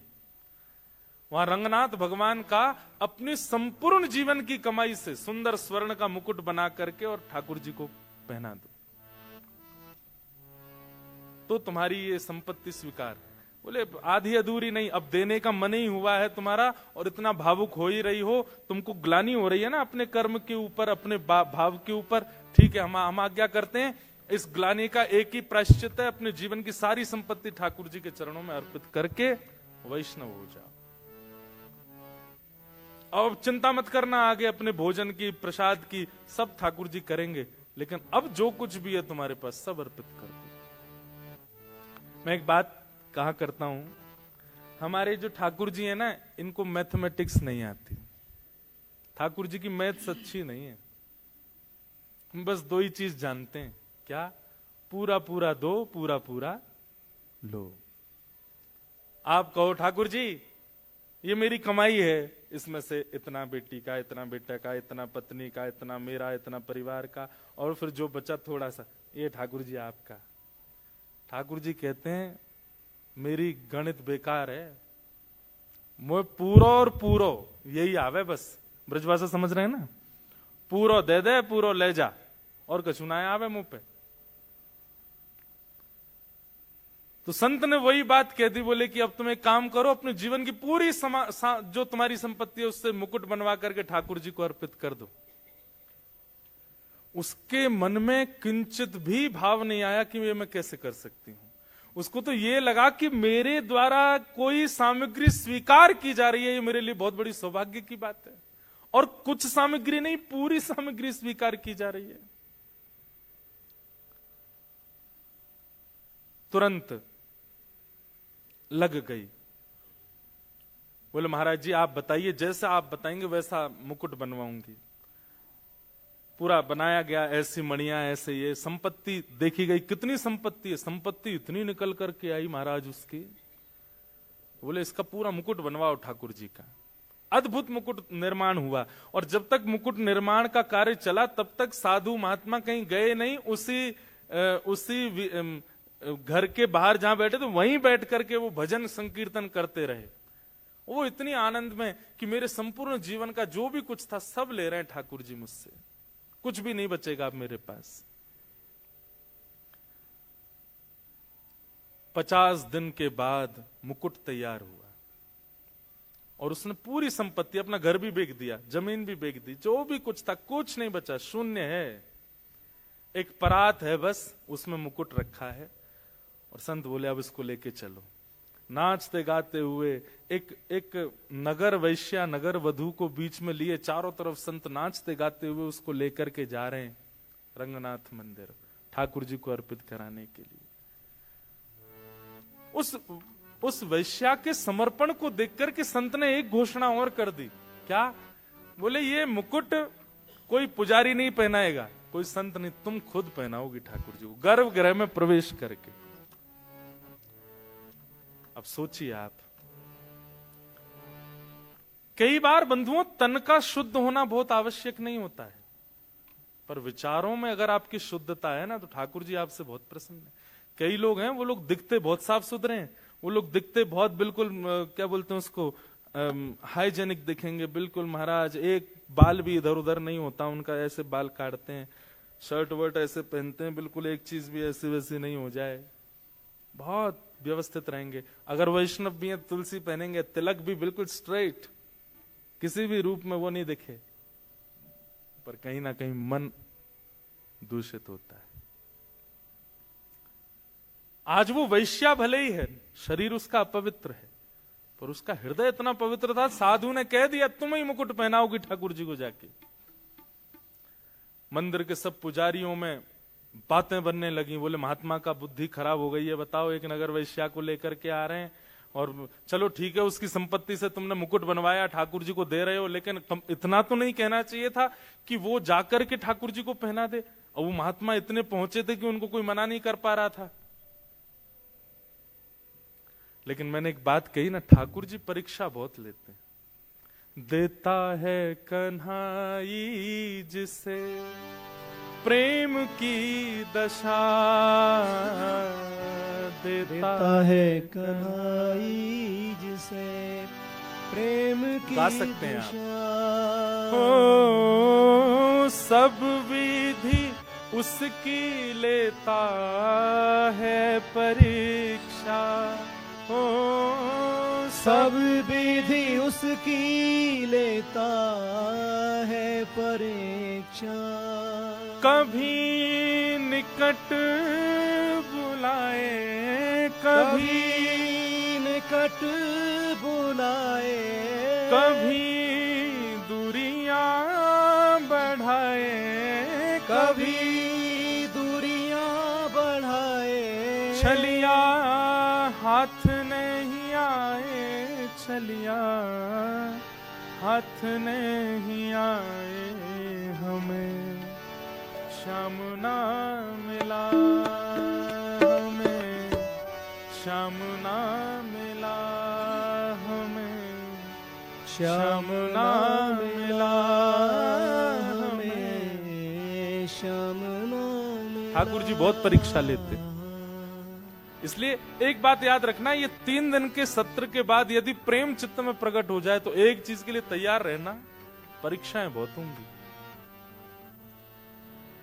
अपनी संपूर्ण जीवन की कमाई लगा करके, मुकुट बनवा करके, अपना पूरा सर्वस्व ठाकुर जी को देने के लिए आज आ गई वो वैश्या।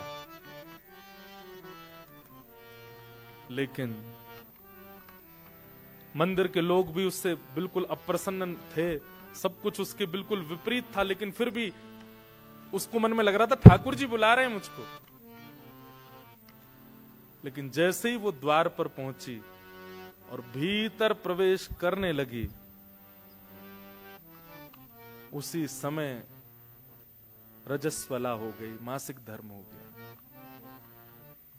और उसी समय वो घबरा गई, तुरंत थाल नीचे रख दिया मुकुट का, पीछे खड़ी हो गई। महात्मा बोले क्या हुआ? अब बस रो रही है, कुछ कह नहीं पा रही। महात्मा बोले हुआ क्या, तुम पीछे क्यों हट गई हो? अब मैं अपवित्र स्थिति में हूं, मैं नहीं जा सकती भीतर।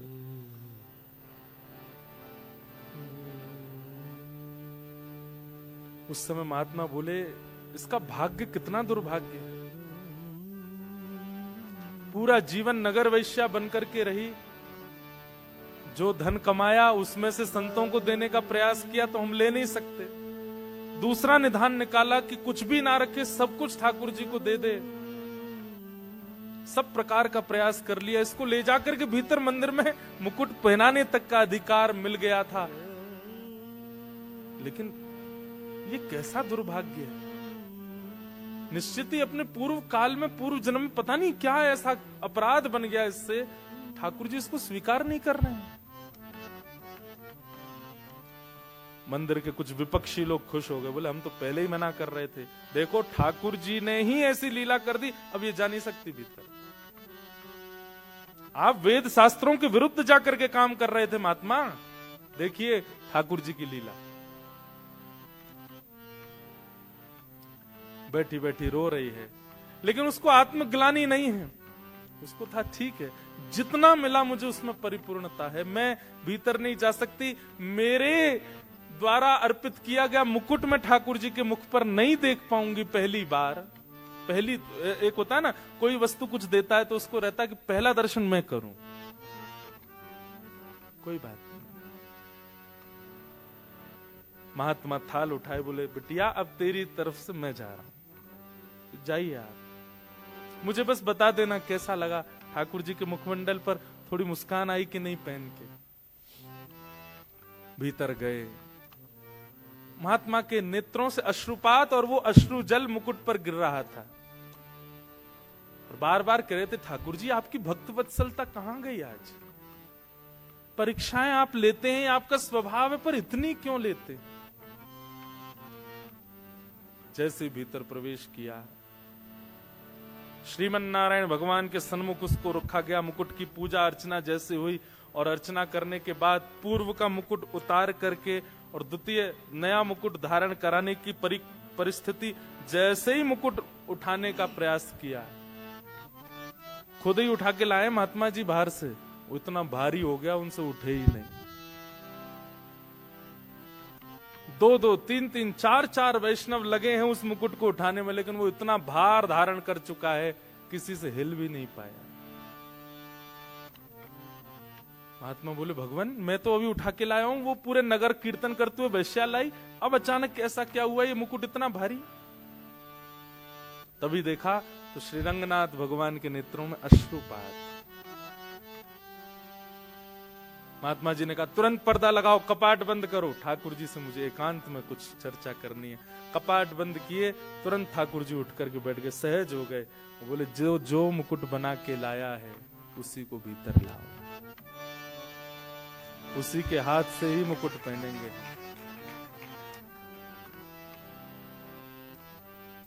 बंधुओं, एक वैश्या, उसके जीवन भर की कमाई, और वो भी रजस्वला अवस्था,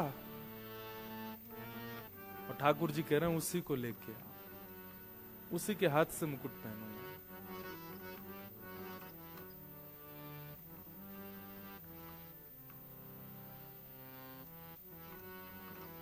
ठाकुर जी बहुत प्रेम करते हैं, बस कोई देने वाला हो वो प्रेम। महात्मा दौड़े दौड़े बाहर गए, और बाहर जाकर के देखा तो एक खंबे से सिर लगाए बैठी है, बस रो रही थी। महात्मा जाके बोले, जल्दी उठ।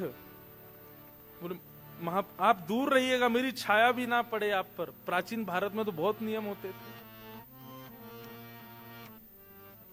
महात्मा बोले, मैं छाया से बचूं, और उस जगत नियंता जगदाधार साक्षात तेरी प्रतीक्षा कर रहे हैं भीतर। हाथ पकड़ लिया उसका, वो रोने लगी, महाराज मुझे स्पर्श मत कीजिए। लेकर के भीतर गए और जाकर के कहा, मुकुट पहनाओ ठाकुर जी को। जो मुकुट कितनों से नहीं उठा, लोग बाग वहां चिल्लाने लगे, कई लोग गालियां दे रहे थे, कई लोग उल्टा सीधा बोल रहे थे, आज अनर्थ हो रहा है, आज पृथ्वी फट जाएगी, आज बहुत बुरा हो रहा है, ये गलत है। लेकिन जिस मुकुट को कोई नहीं उठा पाया, जैसे ही उसने उठाया, उठ गया, और ठाकुर जी ने अपने आप ही, ठाकुर जी की जो प्रतिमा थी उसका मुख नीचे हो गया, और मुकुट ठाकुर जी ने धारण किया। और वो वैश्या उसकी स्थिति तो कितने दिन के लिए मूर्छा में चली गई, वो मूर्छित हो गई। और जब उसकी मूर्छा टूटी, परम वैष्णव, और कुछ दिन भगवत स्मरण करने के बाद कहां भगवत धाम प्राप्ति हो गई। क्या उसका था? यह है ठाकुर जी का प्रेम, प्रेम लक्षणा भक्ति। बस प्रेम लक्षणा भक्ति का एक नियम आपको ध्यान रखना है, पूर्ण। आधा, अधूरा, 1%, 10%, 50%, 60% नहीं चलता, 100 पूरा, तो ही वो प्रेम भक्ति मानी जाती है, नहीं तो नहीं।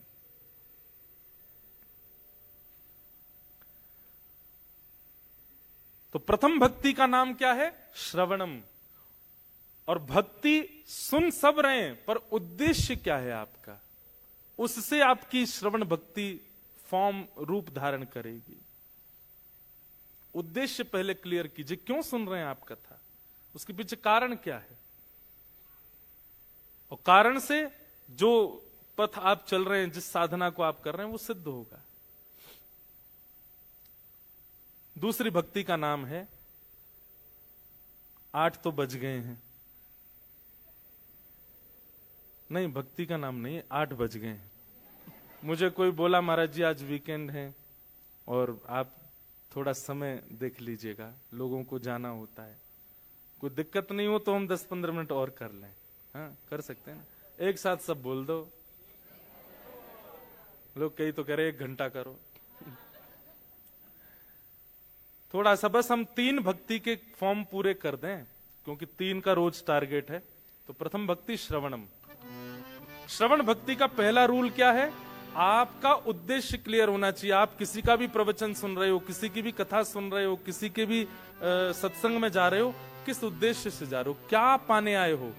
ज्ञान पाने आए हो, वैराग्य पाने आए हो, कि भक्ति पाने आए हो, कि प्रेम पाने आए हो? ये पहले क्लियर कर लीजिए। दूसरी बात, श्रवण का मतलब केवल सुनना नहीं होता और सुनकर के भूल जाना नहीं होता, इंप्लीमेंट जरूर करना है। आप यहां से सुनकर के गए, वो आपकी क्रिया में यहां से इस हॉल से निकलते ही वो लागू हो जानी चाहिए बातें, जो जो यहां कही गई।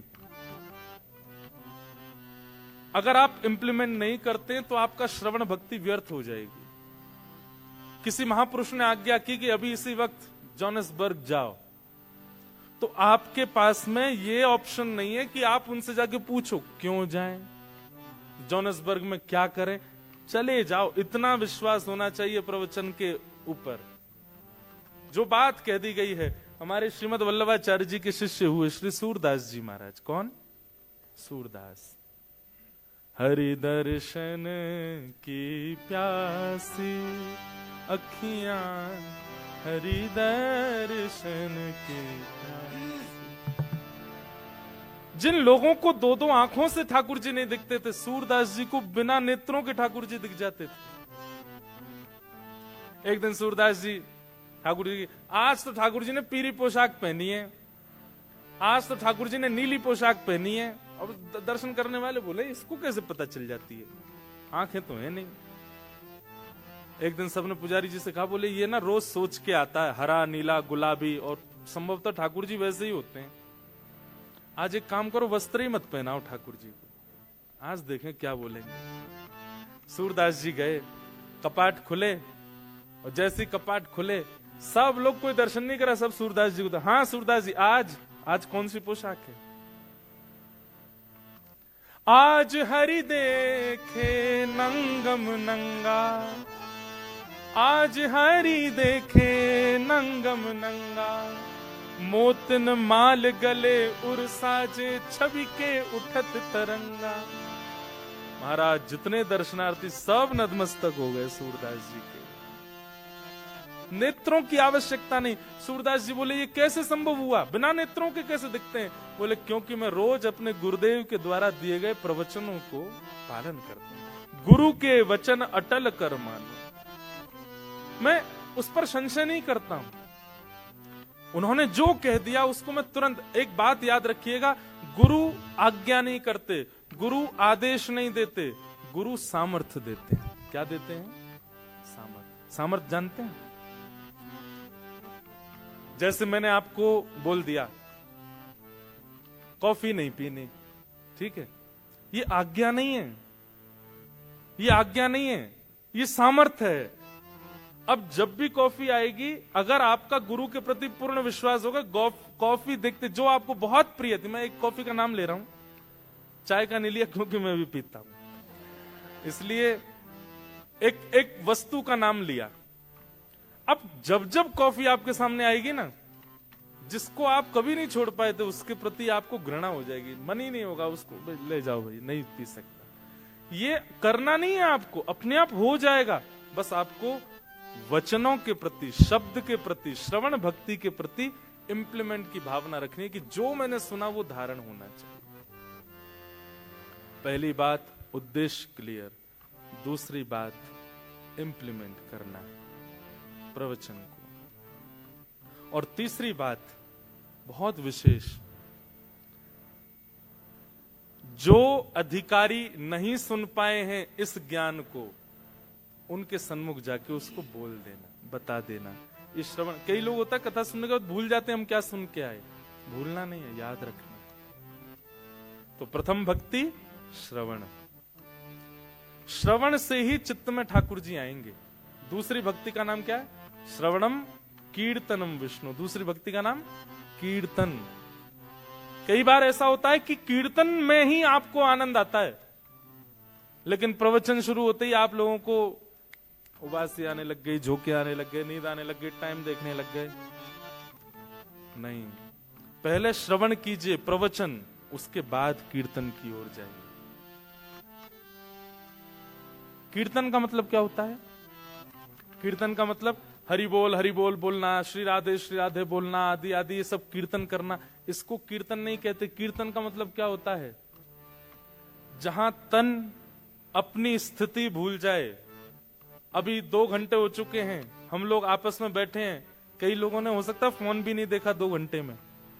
पिछले 1 महीने का आप पूरा टाइम देखेंगे तो एक भी दिन ऐसा नहीं निकला होगा जहां हर 1 घंटे में आपने फोन ना देखा हो। पिछले 2 घंटे में आपने फोन भी नहीं देखा अपना। इसका मतलब क्या है?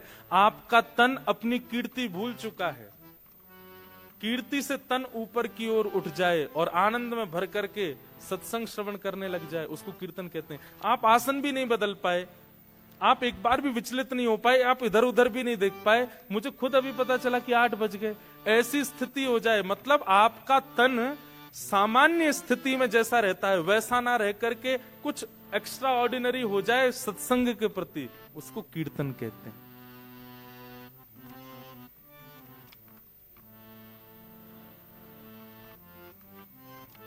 जहां हरि सत्संग आपके तन को ऊपर उठा दे। एक आसन पर बैठ करके आप पूरी कथा श्रवण कर लो। किसी भी प्रकार का आपका जो नॉर्मल रूटीन होता है उसको आप भूल भाल करके और केवल आनंद निमग्न होकर के सुनने लग जाओ, इसी को कीर्तन कहते हैं। भूख, प्यास, निद्रा, आलस्य, ये जो शरीर के धर्म है, ये सब भूल जाते हो जब सत्संग में, तब कीर्तन होता है।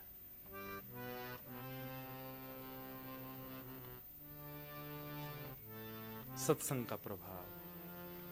तो दूसरा है कीर्तन, जहां तन अपनी स्थिति से परे हो जाए, उसको कीर्तन कहते हैं। तो पहले श्रवण कीजिए, उसके बाद कीर्तन कीजिए। श्रवणम कीर्तनम विष्णु। और फिर तीसरा क्या है पता है? स्मरणम। स्मरण क्या है? यहां से जब जाएंगे, चाहे भोजन पाएंगे, गाड़ी ड्राइव करेंगे, अपने घर जाएंगे, रात्रि सोएंगे, पूरे टाइम इसी का स्मरण। हमने क्या सुना था, क्या सुना था, क्या भाव था, व्यास जी क्या बोल रहे थे, पीछे ठाकुर जी कैसे लग रहे थे, बगल के ठाकुर जी कैसे लग रहे थे, जितने वैष्णव आए थे वो कैसे थे। इसी का स्मरण चलता रहे, चिंतन चलता रहे मन में। हंसी मजाक गप शप ये सब। मैं तो एक बात कहता हूं, वैसे मानोगे नहीं, फिर भी मैं बोल देता हूं कि कथा के बाद 1 घंटा मौन रहना चाहिए। सुनने के बाद केवल चिंतन करो, क्या सुन रहे थे हम, इसको कहते हैं स्मरणम। कल आप ऑफिस जाओ, अपने कॉलेज जाओ, स्कूल जाओ, जहां भी जाओ, वो स्मरण कंटिन्यूटी में बना रहे आपका। क्या था? स्मरण। गीता में भगवान अर्जुन से क्या कहते हैं? पूरी बात सुनाने के बाद जब अर्जुन से कहते हैं, अर्जुन कैसा फील कर रहे हो अब? तो अर्जुन क्या कहता है? नष्ट मोह स्मृतिर लब्धा। मेरा मोह नष्ट हो गया नाथ, और मुझे स्मृति प्राप्त हो गई है। आपने 18 अध्याय जो मुझे सुनाए वो मेरी स्मृति में है। मतलब अगर भगवान अर्जुन से कहें कि चौथे अध्याय का 5वां श्लोक सुनाओ, अर्जुन को वो याद नहीं होगा, पर अर्जुन की स्मृति में यह है कि मैंने महाभारत के युद्ध के बीच में ठाकुर जी से कथा श्रवण की थी। भगवान बोले स्मृति तुम्हारा कल्याण करेगी, बस स्मरण।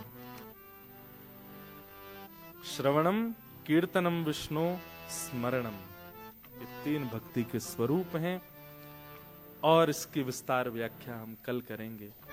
आज कथा 6:20-6:30 पर प्रारंभ हो, पर कल 6 बजे ही हो जाएगी।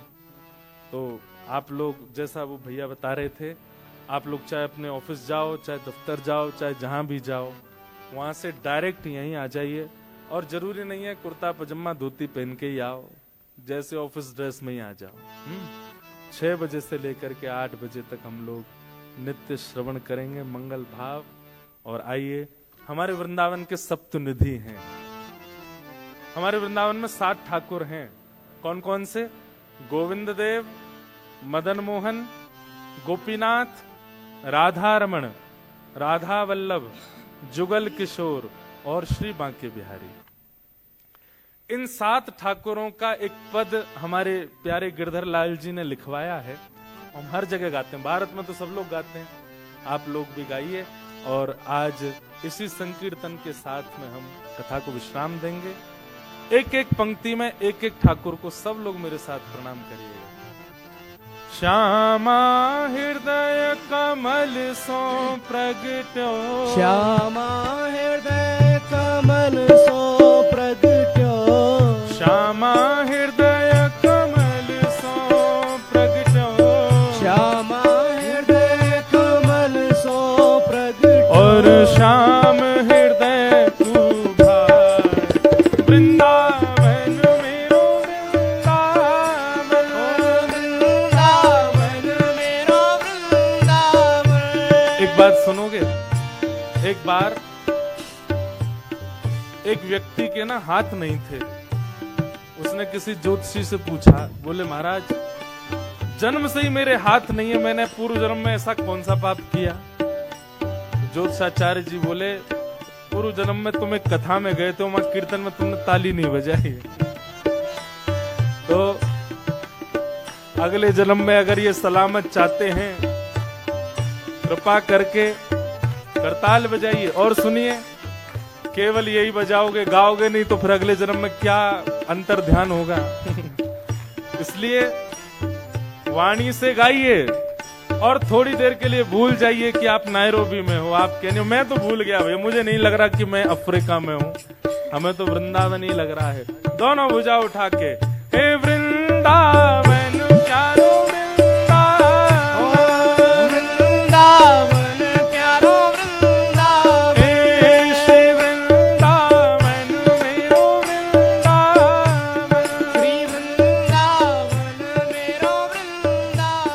सब सुख सागर रूप उजागर रहे वृंदावन धाम, सब सुख सागर रूप उजागर रहे वृंदावन धाम, ओ सब सुख सागर रूप उजागर रहे वृंदावन धाम, सब सुख सागर रूप उजागर रहे वृंदावन धाम।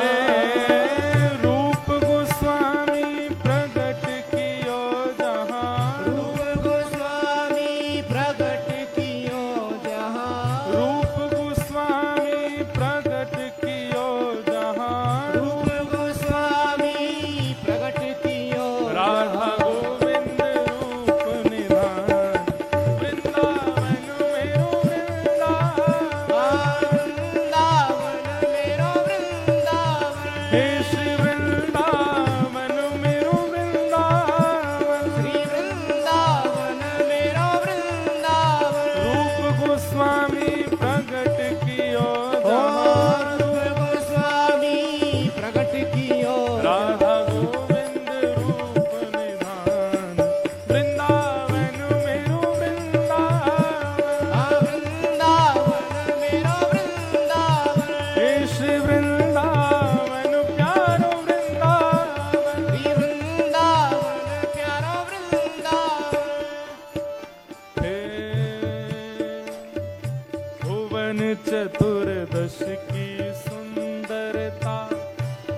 निधिवन करत बिहार। भुवन चतुर्दश की सुंदरता निधिवन करत बिहार। हाँ, भुवन चतुर्दश की सुंदरता निधिवन करत बिहार। भुवन चतुर्दश की सुंदरता निधिवन करत बिहार। ओ श्यामा प्यारी कुंज बिहारी। श्यामा प्यारी कुंज बिहारी। श्यामा प्यारी बांके बिहारी। श्यामा प्यारी बांके बिहारी। और जय जय श्री हरिदास वृंदावन मेरो वृंदावन। वृंदावन मेरो वृंदावन। श्री वृंदावन प्यारो वृंदावन। श्री वृंदावन प्यारा वृंदावन। श्यामा प्यारी कुंज बिहारी। श्यामा प्यारी कुंज बिहारी। और जय जय श्री हरिदास वृंदावन मेरो वृंदावन। वृंदावन मेरो वृंदावन। हे श्री वृंदावन मेरो वृंदावन। श्री वृंदावन मेरो वृंदावन। आतुर हित हरिवंश पुकारो राधा राधा नाम। आतुर हित हरिवंश पुकारो राधा राधा नाम।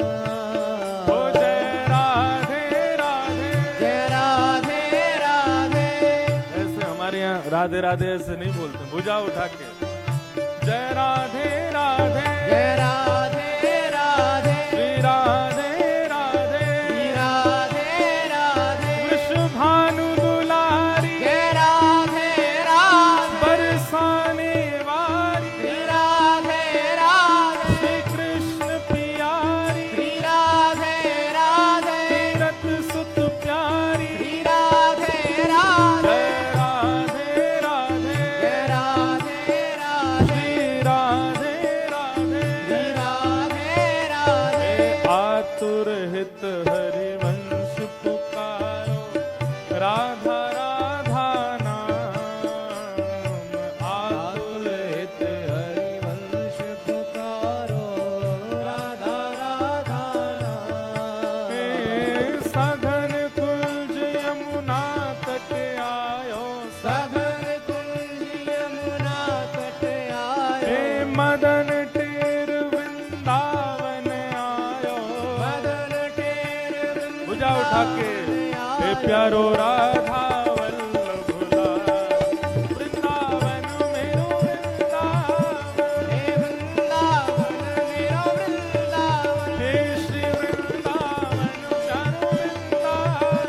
श्री वृंदावन प्यारा वृंदावन। मदन टेर वृंदावन आयो। मदन टेर वृंदावन आयो। ओ प्यारो राधा वल्लभ लाल वृंदावन मेरो वृंदावन।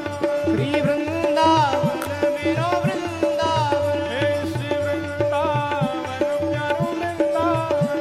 श्री वृंदावन प्यारा ओ जय वृंदावन। जय राधा वल्लभ हित हरिवंश। जय जय राधा वल्लभ हित हरिवंश। जय जय राधा वल्लभ प्यारो हरिवंश। जय जय राधा वल्लभ प्यारो हरिवंश। जय जय श्री वृंदावन श्रीवन चंद्र। जय जय श्री वृंदावन श्री वनचंद्र। ओ जय जय श्री वृंदावन श्रीवन चंद्र। जय जय श्री वृंदावन श्री वनचंद्र। ओ जय जय राधा वल्लभ प्यारो हरिवंश। जय जय राधा वल्लभ प्यारो हरिवंश। जय जय राधा वल्लभ हित हरिवंश।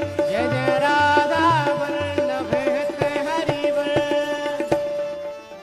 श्री गोपाल भट्ट झुके हृदय वेदना प्रगट्यो शाले ग्राम। श्री गोपाल भट्ट झुके हृदय वेदना प्रगट्यो शाले अच्छा, एक बात बताइए, आप लोगों में से वृंदावन कितने लोग गए? हाथ ऊपर करो। सब लोग गए, लगभग सब लोग गए। बिहारी जी के दर्शन कितने लोगों ने किए? और श्री राधा रमण जी के कितने ने किए? जिन जिन ने किए वो खड़े हैं, जाओ सब और अपने स्थान पर खड़े होकर भुजा उठा करके गाओ। गोपाल भट्ट झुके हृदय वेदना, प्रगट्यो शालिग्राम। श्री गोपाल भट्ट झुके हृदय वेदना, प्रगट्यो शालिग्राम। भुजा उठा के रूप सुधा को खान हमारो, रूप सुधा को खान हमारो, वृंदावन में सबते प्यारो, वृंदावन में सबते प्यारो। रूप सुधा को खान हमारो, रूप सुधा को खान हमारो। तो श्री राधा रमण दुलार, वृंदावन मेरो वृंदावन, वृंदावन मेरो वृंदावन।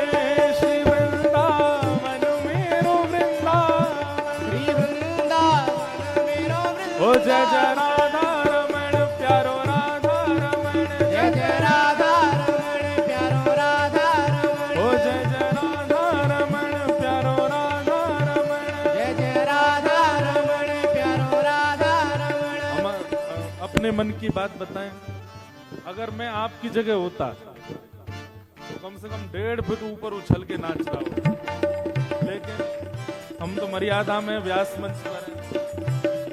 भुजा उठा के ओ जय जय राधा रमण प्यारो राधा रमण, जय जय राधा रमण प्यारो राधा रमण, जय जय राधा रमण प्यारो राधा रमण, जय जय राधा रमण प्यारो राधा रमण। ओ मेरो राधा रमण प्यारो राधा रमण, प्यारा राधा रमण प्यारा राधा रमण। ओ मेरो राधा रमण प्यारो राधा रमण, मेरा राधा रमण प्यारो राधा रमण। ओ जय जय राधा रमण प्यारो राधा रमण, जय जय राधा रमण प्यारो राधा रमण। ओ जय जय राधा रमण प्यारो राधा रमण, जय जय राधा रमण प्यारो राधा रमण।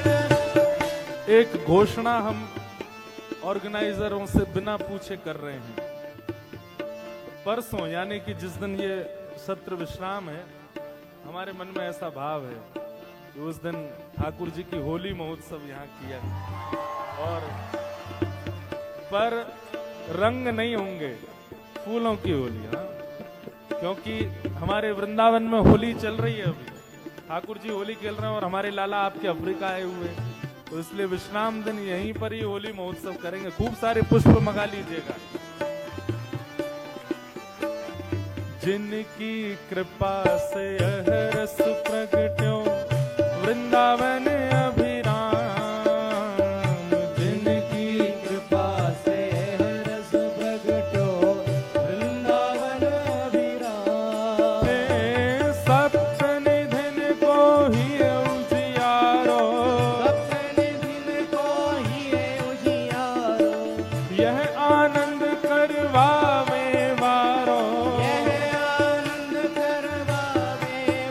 आज हम सबको मिलवावे वारो, आज हम सबको बुलावे वारो। हे हमारो गिरधर लाल, वृंदावन मेरो वृंदावन, हे वृंदावन मेरो वृंदावन। हे श्री वृंदावन प्यारो वृंदावन, श्री वृंदावन प्यारो वृंदावन। यह आनंद करवावे वारो, यह आनंद करवावे वारो। नैरोबी बुलावे वारो, नैरोबी बुलावे वारो। हे हमारो गिरधर लाल, वृंदावन मेरो वृंदावन, हे वृंदावन प्यारो वृंदावन। हे श्री वृंदावन मेरो वृंदावन, श्री वृंदावन प्यारो वृंदावन। जय राधे राधे, राधे राधे, राधे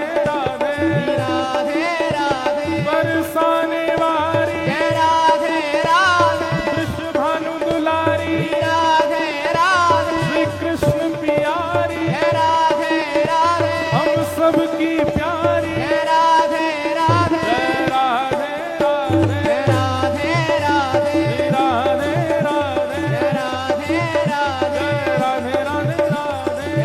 राधे राधे राधे जय राधे राधे राधे श्री राधे राधे जय राधे राधे जय राधे राधे जय राधे राधे श्री राधे राधे श्री राधे राधे जय राधे राधे जय राधे राधे श्री राधे राधे श्री राधे राधे राधे राधे जय राधे राधे जय राधे राधे जय राधे राधे जय जय श्री राधे जय जय श्री राधे जय जय श्री